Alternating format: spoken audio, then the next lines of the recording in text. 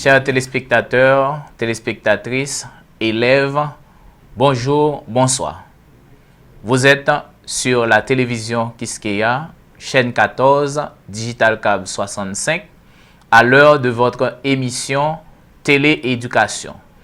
Une émission qui vous est apportée grâce à une collaboration de la télévision Quisqueya avec les syndicats d'enseignants UNOE CNEH. Aujourd'hui, nous allons continuer avec notre cours de communication française. Nous allons continuer à travailler le parcours compréhension écrite et nous concentrons notre intervention sur le thème lecture. Le thème de notre séance, c'est toujours lecture de divers types de textes d'auteurs haïtiens et étrangers d'expression française. C'est toujours le texte L'enfant et la sauterelle qui nous servira de base à la poursuite de cette séance. Lors de la dernière séance, nous avons déjà travaillé la première étape qui a consisté à faire l'observation et la découverte des idées dégagées dans le texte grâce à une activité sur l'image. Nous avons fait aussi une activité de lecture expressive qui vous ont permis de réfléchir sur le message véhiculé dans le texte. Nous avons aussi travaillé sur des mots de vocabulaire. Aujourd'hui, nous allons réaliser la synthèse, l'application et l'évaluation dans le cadre de cette séance de leçons. Pour commencer, j'invite l'élève Nedji à relire le texte L'enfant et la sauterelle. L'enfant et la sauterelle. Sur le bord d'un chemin, un jour, certain enfant aperçut une sauterelle dont la beauté lui parut telle qu'il voulut la voir à l'instant.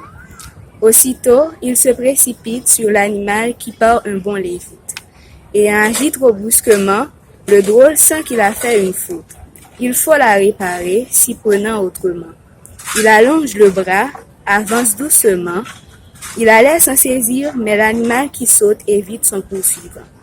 De la part du marmot, nouvelle tentative, mais l'insecte toujours s'esquive. En faisant perdre tout espoir à l'enfant, il trouve son salut sur une herbe touffue.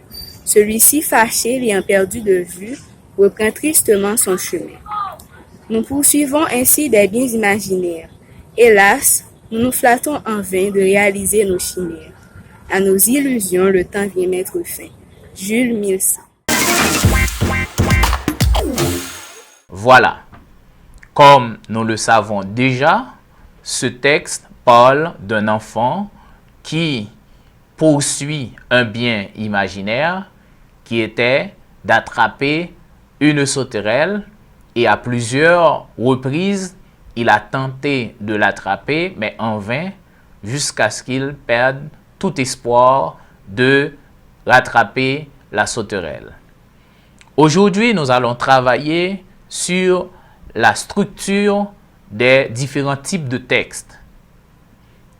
Et pour cela, nous vous invitons à déterminer la finalité du texte L'enfant et la sauterelle, en vous référant aux différentes étapes qui caractérisent ce texte.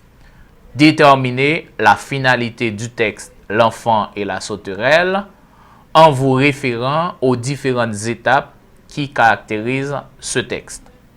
Quand nous lisons le texte L'enfant et la sauterelle, nous comprenons que l'intention de l'auteur est de raconter une histoire, est de raconter un fait.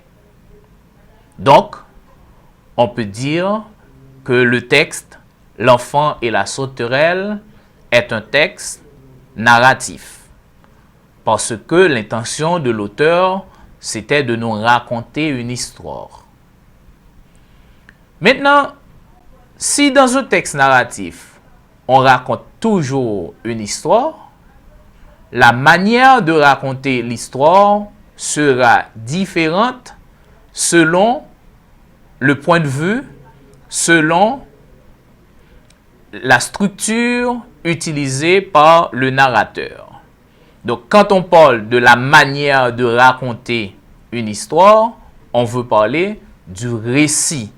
Le récit, c'est la manière de raconter une histoire. C'est la manière de faire une narration. Donc, il y a des narrateurs qui vous rapportent l'histoire en mettant beaucoup plus d'accent sur les personnages. Il y a d'autres narrateurs qui mettent l'accent sur les faits. Il y a des narrateurs qui suivent le déroulement des faits, des événements du commencement à la fin. Il y a d'autres narrateurs qui suivent un déroulement selon son style. Donc, ils peuvent commencer par le commencement, tout comme ils peuvent commencer par la fin. Il y en a d'autres qui commencent par le milieu pour nous raconter l'histoire à rebours. Donc, les différentes manières de raconter une histoire, c'est ce qu'on appelle le récit. Dans le texte « L'enfant et la sauterelle », nous voyons que l'auteur développe son récit en 4 péripéties. Nous avons déjà expliqué ce qu'on entend par une péripétie. Nous avons dit qu'une péripétie, c'est l'enchaînement d'une action et une réaction. L'action est réalisée par un personnage et il va y avoir un autre personnage qui réagit par rapport à l'action. Dans le texte « L'enfant et la sauterelle », nous voyons que les actions sont posées par l'enfant et les réactions par la sauterelle. Donc, d'un bond, l'enfant tente d'attraper la sauterelle qui, elle-même, réagit en esquivant les tentatives de l'enfant. Donc là, nous avons une péripétie parce qu'il y a une action effectuée par un personnage et une réaction effectuée par un autre personnage. Donc, c'est ce qu'on appelle une péripétie. Et nous disons que l'ensemble des événements font progresser l'histoire jusqu'à la fin. Donc, dans la structuration du texte narratif, donc, nous voyons qu'il y a une situation, une étape où tout est normal. C'est dans cette étape qu'on nous présente les personnages qui vont rentrer en lice. C'est dans cette étape qu'on nous présente aussi le décor, c'est-à-dire le cadre dans lequel l'action va se dérouler. Et ensuite, il va y avoir un déclencheur, à savoir un élément perturbateur qui renverse l'ordre normal des choses et qui va déclencher l'ensemble des actions et des réactions des personnages à l'effet de rétablir la situation initiale. Donc, en nous inspirant des différentes composantes de la péripétie, nous pouvons définir la péripétie comme la présentation d'une action qui provoque une réaction. Donc, la péripétie, c'est une action faite par un personnage et qui provoque une réaction. Donc, la péripétie, ou du moins l'ensemble des péripéties, c'est la présentation de l'ensemble des événements qui constituent l'histoire racontée par le texte narratif. Donc, en résumé, nous pouvons dire que dans un texte narratif, l'intention de l'auteur, c'est de raconter une histoire ou un fait. Et pour raconter cette histoire ou ce fait, l'auteur ou le narrateur va utiliser un ensemble de procédés. Donc, la manière utilisée par le narrateur pour raconter l'histoire, c'est ce qu'on appelle le récit. Le déroulement de l'histoire est fait de péripéties. Et les composantes de la péripétie sont des actions et des réactions réalisés par les personnages de l'histoire. Donc, quand vous lisez un texte narratif, ce sont ces indicateurs qui doivent vous guider pour pouvoir identifier la nature du texte et même identifier l'idée dégagée dans le texte. Maintenant, nous allons voir la structure et les caractéristiques du texte narratif. Donc, comment un texte narratif est-il organisé et quelles sont les caractéristiques, c'est-à-dire les indices qui peuvent nous aider à identifier un texte narratif parmi d'autres textes.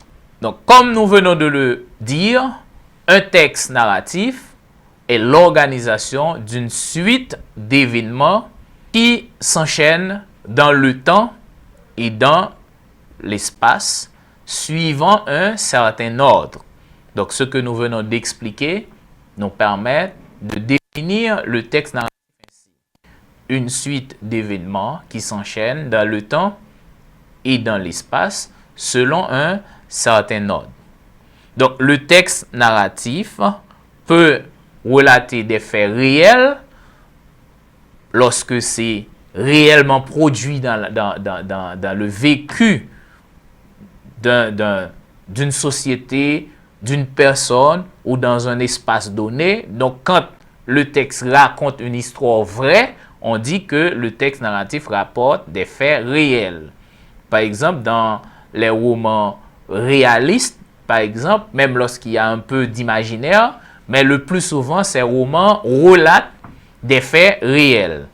Les textes narratifs peuvent aussi raconter des faits imaginaires, c'est-à-dire c'est l'auteur qui invente l'histoire, souvent en s'inspirant de ce qui se passe réellement dans la vie d'une société ou du moins dans une époque.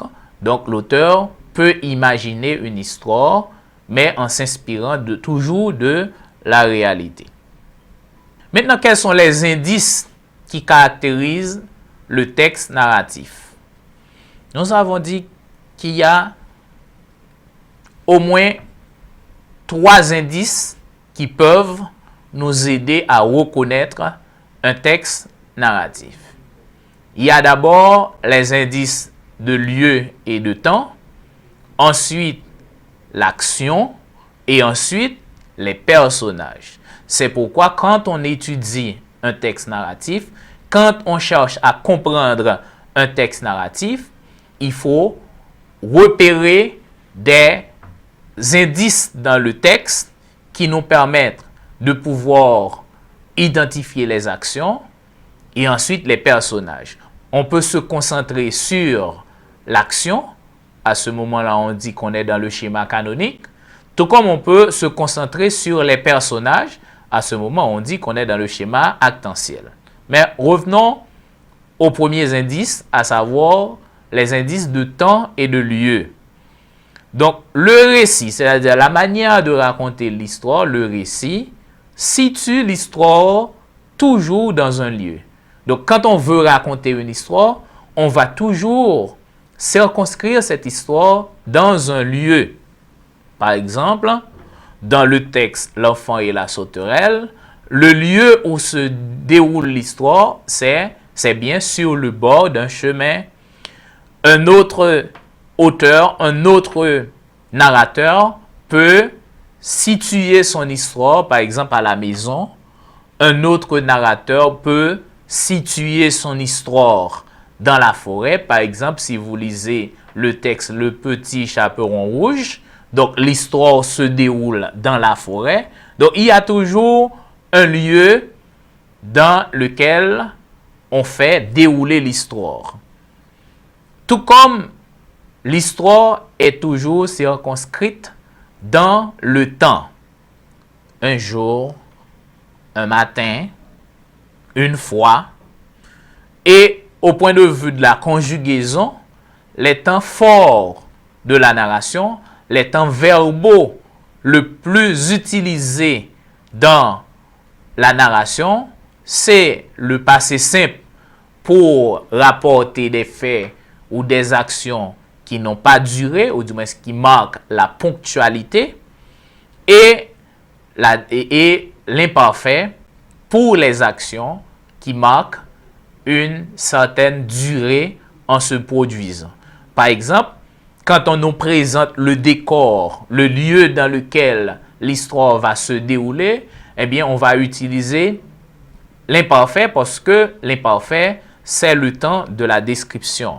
Mais quand on nous présente les actions qui se sont produites, qui se sont succédées tout au long de l'histoire, eh bien, le plus souvent, on utilise le passé simple. Quand on nous présente les personnages, on va faire de toute façon une description. Le plus souvent, on utilise l'imparfait. Donc, si vous voulez repérer des indices dans un texte pour dire s'il s'agit d'un texte narratif, eh bien, au point de vue verbal, au point de vue du temps verbal, donc il faut regarder s'il y a dans le texte l'emploi du passé simple et de l'imparfait. Donc, si vous voyez que les verbes utilisés dans le texte sont au passé simple et à l'imparfait, donc c'est déjà des indices qui peuvent vous ramener à déduire qu'il s'agit d'un texte narratif. Maintenant, deuxième catégorie d'indices, ce sont les actions. Le texte narratif représente des événements. Il y a toujours une action principale qui peut être constituée de plusieurs épisodes si c'est une narration longue. Les verbes sont essentiellement des verbes d'action. Dans un texte narratif, quand vous repérez les actions, eh bien, si vous vous focalisez sur les verbes, donc vous allez voir que essentiellement ce sont des verbes d'action qui imbriquent une action principale et des actions secondaires qui sont développées le plus souvent dans un ordre logique. Et cet ordre peut être l'ordre chronologique, c'est-à-dire l'action qui se produit avant, puis après, ensuite, jusqu'à la fin, tout comme on peut varier dans la présentation de l'ordre de progression du texte, c'est-à-dire on peut commencer par la fin. Donc, si on prend un texte comme La famille des petites cailles, donc c'est un texte qui nous raconte l'histoire de la famille d'Eliezer Petite Caille, mais on commence par la fin du texte en nous présentant au début le fils d'Eliezer Petite Caille qui était dans une situation de raseïsme qu'on va retrouver par la suite à la fin du texte. Donc là, on dit que l'histoire est à rebours. Donc, on ne suit pas exactement l'ordre chronologique de l'accomplissement des faits dans le texte, mais on suit de préférence un ordre où l'histoire est présentée à rebours. Donc, dans un texte narratif, on doit aussi se focaliser sur les personnages pour pouvoir identifier un texte narratif. Dans un texte narratif, ce sont toujours des personnages qui font progresser l'histoire. Donc, s'il y a des actions, donc pour que ces actions puissent s'accomplir, il faut qu'il y ait des acteurs. Les acteurs, ce sont des personnages. Donc, le plus souvent, si on est dans un texte narratif qui nous rapporte des faits imaginaires, donc c'est l'auteur qui invente ces personnages.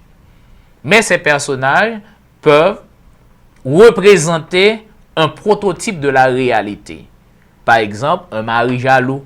Donc, dans la réalité, on va toujours trouver des maris qui sont jaloux. Donc, des amis jaloux. Dans la réalité, le plus souvent, on trouve des amis qui sont jaloux du succès ou de ce qu'on a réalisé dans la vie. Donc, pour reconnaître un texte narratif, il faut voir s'il y a un lieu et des temps dans lequel est inscrit l'ensemble des actions qui va se dérouler. Il faut voir aussi comment les actions sont agencées et ensuite, quels sont les personnages qui font progresser l'histoire. Donc, les écrits ne sont pas exclusivement des textes narratifs. Il n'y a pas que des textes narratifs qui constituent l'ensemble de ce qui est écrit. Donc, il y a aussi des écrits qui ont d'autres finalités que de raconter. Par exemple, il y a des textes descriptifs. Ces textes ont pour finalité de décrire, c'est-à-dire de donner à voir. Quand on veut montrer quelque chose, quand on veut montrer une personne, quand on veut montrer un lieu, quand on veut donner à voir un lieu, eh bien, on fait une description. Tout à l'heure, je viens de dire que dans la narration, on peut toujours trouver une description parce que il va y avoir la présentation du décor dans lequel l'action va se dérouler.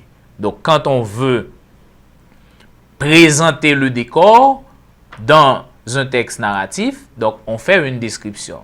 Donc, en résumé, une description sert à présenter, à donner à voir un objet, une personne ou un lieu donné. Maintenant, comment la description s'organise-t-elle? Généralement, dans l'organisation de la description, le nom de l'objet qu'on veut présenter, généralement, ce nom est donné dès le début de la description. Puis, on va reprendre ce nom par des procédés d'écriture qui permettent d'éviter la répétition, tels que la pronominalisation. On peut aussi reprendre cet objet ou cette personne à travers des structures qu'on appelle des présentatifs. Je vous donne un exemple. Derrière la grille, Frédéric Larsan remettait tranquillement la clé dans sa poche. C'était un homme qui pouvait avoir une cinquantaine d'années. Il était de taille moyenne. Dans ce texte, dès le début, la personne qu'on va décrire est présentée. Dès la première phrase, qu'est-ce qu'on fait? On présente la personne qu'on va donner à voir, qu'on va décrire. Ici, il s'agit de Frédéric Larsan. Et à chaque fois qu'on va reprendre Frédéric Larsan pour donner à voir un trait caractéristique de ce personnage, eh bien, on utilise un procédé d'écriture qui permet d'éviter la répétition de Frédéric Larsan. Dans la deuxième phrase, on va nous présenter l'une des caractéristiques de ce personnage. Eh bien, on dit « c'était un homme ». Ce ici est mis pour Frédéric Larsan. Et dans la troisième phrase, on dit « il était de taille moyenne ».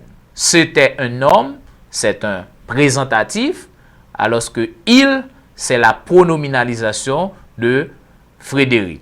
Donc, en résumé, on peut dire qu'un texte descriptif a pour finalité de montrer, de donner à voir ou bien un objet, ou bien une personne, ou bien un lieu. Dans le cadre de la narration, on trouve toujours une partie descriptive qui sert à nous montrer le décor dans lequel l'action va se dérouler. Et cette partie descriptive peut servir aussi à nous montrer les personnages, à nous présenter les personnages qui vont faire progresser l'action. Donc, les indices de la description, donc le plus souvent dans la description, les verbes utilisés, ce sont des verbes d'état. Donc, c'est des verbes d'état qui sont dominants dans la description. Et les temps verbaux dominants dans la description, c'est le présent de vérité générale et aussi l'imparfait. Il y a aussi des indicateurs spatiaux qui sont présentés dans un texte descriptif à travers les adverbes, les prépositions, les compléments circonstanciels qui balisent une description. Donc, quand on veut identifier la nature d'un texte, quand on veut voir s'il s'agit d'un texte descriptif, vous allez voir s'il y a un objet, s'il y a un lieu, s'il y a une personne qui est montrée dans le texte, et si la structure, si dans l'organisation du texte, il y a toujours la reprise de cette personne ou de l'objet ou de ce lieu, et vous allez essayer de voir aussi si les verbes utilisés, ce sont des verbes d'état. Vous allez essayer de voir aussi si les temps dominants, ce sont l'imparfait et le présent de vérité générale. Et vous allez essayer de voir quels sont les modalisateurs, c'est-à-dire les adverbes, les adjectifs, qui permettent de présenter d'une certaine manière, selon un certain point de vue, la personne ou l'objet ou le lieu. Mais de toute façon, les adjectifs utilisés dans le cadre d'un texte descriptif, ce sont toujours des adjectifs d'ordre visuel, c'est-à-dire des adjectifs qui donnent à voir une certaine manière de présenter ou bien le personnage, ou bien l'objet, ou bien le lieu. Il y a d'autres types de textes. Donc, quand on écrit, on peut avoir d'autres objectifs que de montrer ou de raconter. On peut écrire un texte aussi pour amener quelqu'un à changer de position. Par exemple, un élève de la salle peut se conforter dans l'idée que pour réussir dans la classe, il faut copier les travaux des autres. Ça, c'est une idée.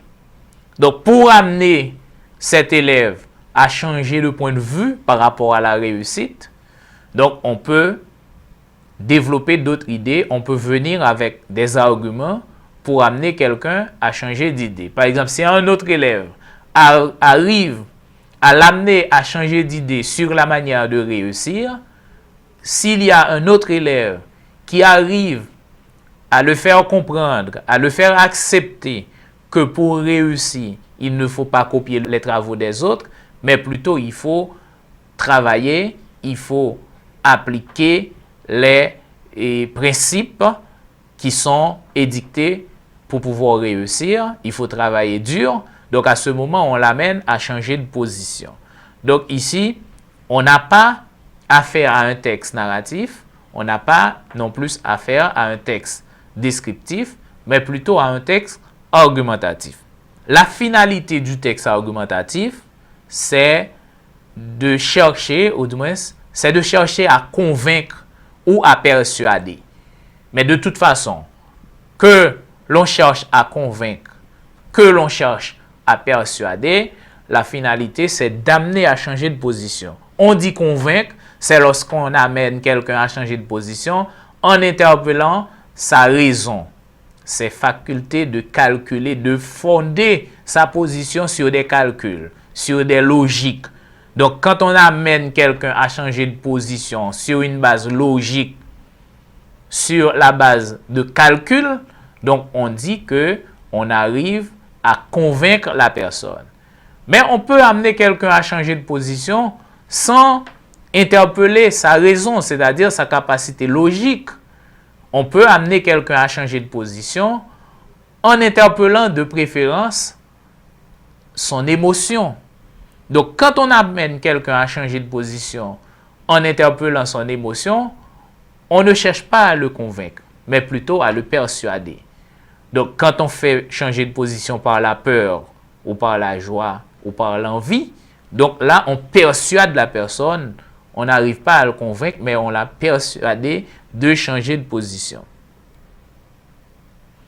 Donc, globalement, pour résumer la synthèse, nous pouvons dire que nous rendons à l'évidence que les écrits n'ont pas tous la même finalité. Parce que nous venons de voir qu'un texte peut être écrit pour raconter, un autre texte peut être écrit pour donner à voir, c'est une description, et un autre texte peut être écrit pour amener quelqu'un à changer d'opinion, c'est ce qu'on appelle des textes argumentatifs. Et il y a d'autres textes. Par exemple, quand on écrit un texte pour amener quelqu'un à obéir, donc ça c'est un texte injonctif. Donc quand on écrit un texte pour aider quelqu'un à comprendre un phénomène, une réalité, par exemple, vous achetez, je ne sais pas, un téléphone portable, et on veut comprendre comment fonctionnait le téléphone. Donc, on vous donne un manuel d'utilisation. Donc, le texte qui est écrit dans le manuel, c'est un texte qui vise à vous faire comprendre un phénomène. Donc, c'est un texte explicatif. Je vais apprendre à tenir un stylo, écrire des livres et le nom des oiseaux. Je vais apprendre à changer les couleurs. Je veux comprendre et tout savoir par cœur.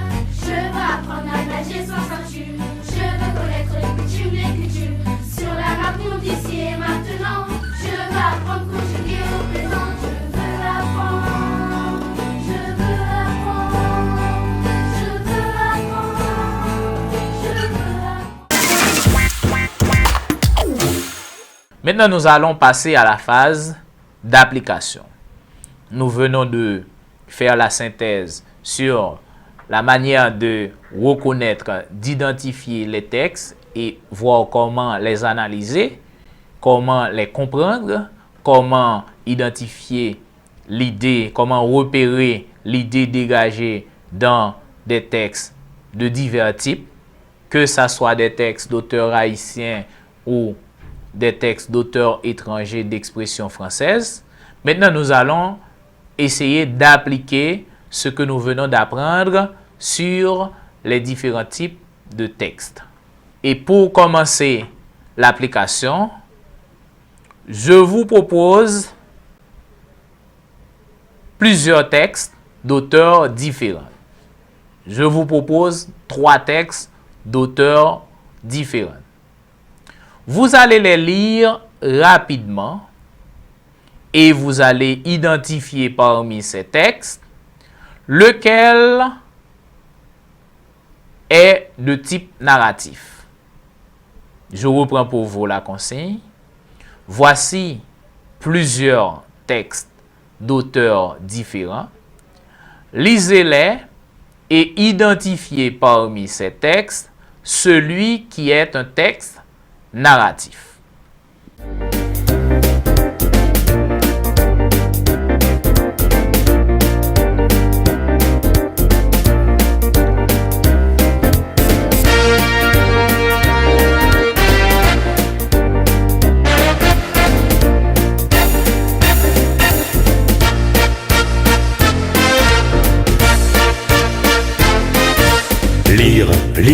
Lire, ma passion m'a des raisons qui m'entraînent au fil des phrases, au gré des mots de ma chanson. Ouvre une page, 2 et 3 puis par million. Découvre ces lettres sages qui bientôt te captiveront. Un premier chapitre, déjà des questions. Oubliez le titre, l'histoire a raison. Effectivement, comme vous venez de le voir, le texte 1 est celui qui est de type narratif. Pourquoi? Parce que c'est dans ce texte qu'on nous présente des actions qui sont déroulées dans un cadre,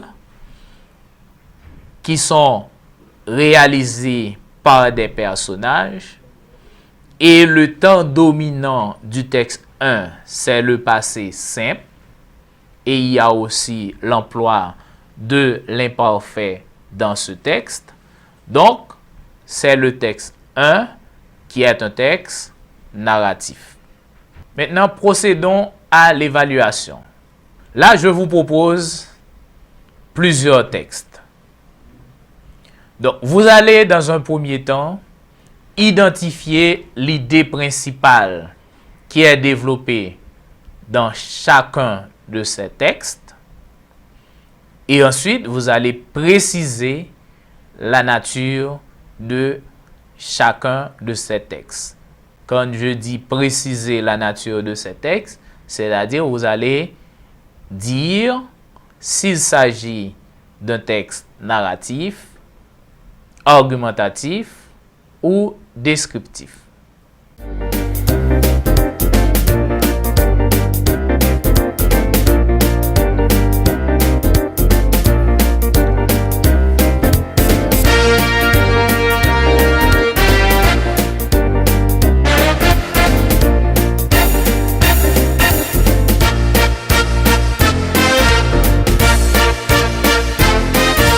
Lire, lire, lire, lire, ma passion m'a des raisons qui m'entraînent au fil des phrases, au gré des mots de ma chanson.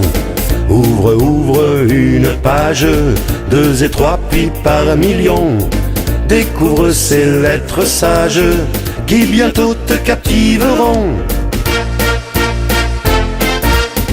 Un premier chapitre, déjà des questions. Oubliez le titre, l'histoire a raison. Le héros s'anime, le décor est bon. Tes yeux s'illuminent, ça devient très long. Lire, lire, lire, lire, ma passion m'a des raisons. Très bien. Maintenant, pour pouvoir prolonger le parcours, vous allez dans un premier temps réexaminer le chemin parcouru pour pouvoir développer votre capacité à identifier les divers types de textes et à repérer les idées dégagées dans ces textes. Et pour le faire, je vous invite à préciser en quelques lignes les stratégies à mettre en œuvre pour déterminer la nature d'un texte narratif. Voici le travail que vous avez à faire. Vous allez rédiger quelques lignes dans lesquelles vous allez préciser les stratégies à mettre en œuvre pour déterminer la nature d'un texte argumentatif. En termes clairs, vous allez essayer d'écrire un petit texte dans lequel vous allez nous dire comment peut-on identifier un texte narratif. Quels sont les indices qui pourraient nous permettre de déterminer un texte, la nature d'un texte narratif. Et voici quelques exercices que vous allez rédiger en autonomie. Le premier exercice consiste à lire l'introduction d'un roman de votre choix. Et ensuite, vous allez recopier la partie de cette introduction que l'on peut considérer comme une narration. Je reprends pour vous. Vous allez lire l'introduction d'un roman que vous allez choisir vous-même. Et ensuite, vous allez recopier la partie de cette introduction de ce roman que l'on peut considérer comme une narration. Deuxième exercice.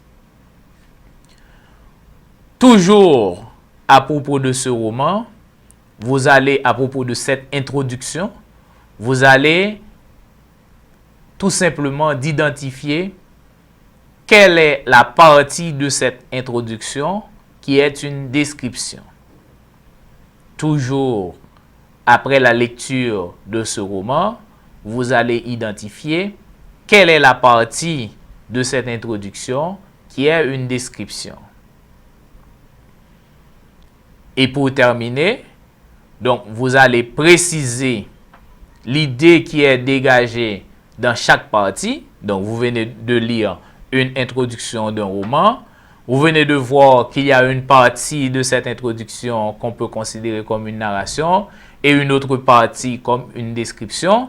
Donc maintenant, vous allez essayer de préciser quelle est l'idée qui est dégagée dans chacune de ces parties et expliquer pourquoi il est fondé de présenter cette idée dans les différentes parties respectives.